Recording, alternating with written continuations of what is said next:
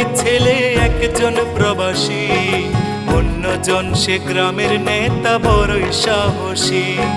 প্রতি মাসে প্রবাসী ছেলে পাঠায় তো বেতন, সেই টাকায় নেতা বাবুর পকেটে ছিল গরম।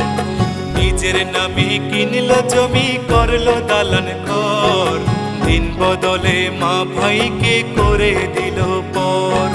প্রবাসী ছেলে মাকে দিল ছোট্ট টিনের ঘর, সেই ঘরেতে মা জননী থাকবে জনমভর।